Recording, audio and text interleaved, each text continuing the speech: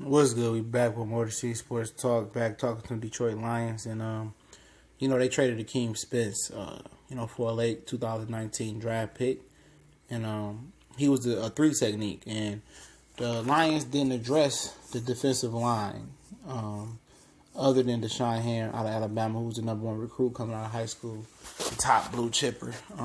Didn't live up to expectations at Alabama, but still got a worldly, godly-like talent still, and an excellent physical body for a lineman. That's what you build a lineman. You want somebody like him. But by trading Akeem Spence, man, they might be going to a totally different type of defense. I think they might be hitting at a 3-4 type of defense. I heard Bob Quinn, I spoke on another video, saying they wanted to play different, more of a, I forgot what type of defense he said as far as gap control. He said the Lions tradition, lately of tradition since the Sue era and even the Sean Rodgers era, they wanted to get after the passer and play the run on the way to the passer. I think now he said that he wanted to be more of a traditional, gap control offense, disciplined gap control offense. Defense, excuse me. And with that defense,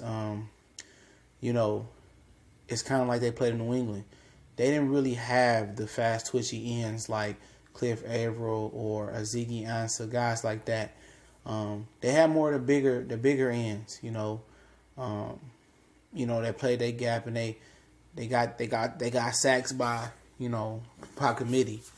I know they had Chandler Jones too, and they had a few guys like that, but they traded a lot of them. Even a guy like Richard Seymour, who was a hybrid big fella and can kind of rush the passer as well, kind of like a J.J. Watt. But I think the Lions are some big changes coming defensively.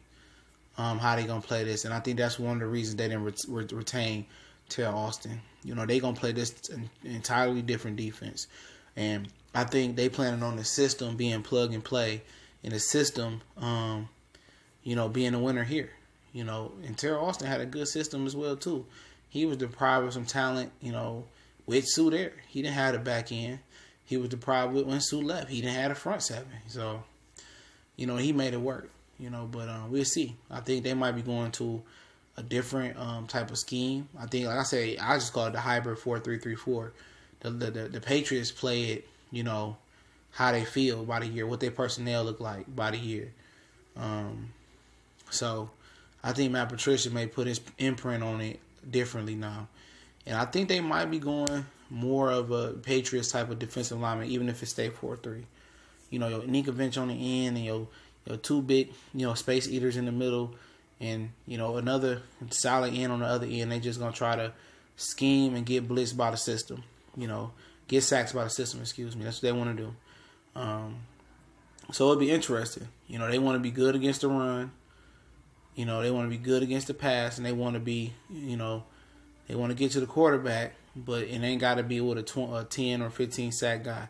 They just spread it out. They, and scheme around their blitzes and their pressure. So that's what you're gonna have to be looking forward to. That old Detroit, Lions defense where, was get up the field and play the run up the field. They're gonna be more of a gap discipline team. They're gonna play the run. They're gonna play the pass and pass situations. They're gonna play the run and run situations. They're gonna scheme blitzes. They probably gonna have some exotic blitzes in there. It's gonna be, it's gonna be basically Matt Patricia system. It's gonna be plug and play. They're not gonna have the greatest, top flight names in the front seven. They don't have that now in New England. They traded away Chandler Jones. They traded away Jamie Collins. They had the dude from Alabama, the linebacker. They kept him. They keep a few stars, But as far as they brought in a Vanoy, and in the back end, they spend money in the back end, though. We can't say that. In New England, they know how important, their secondary is.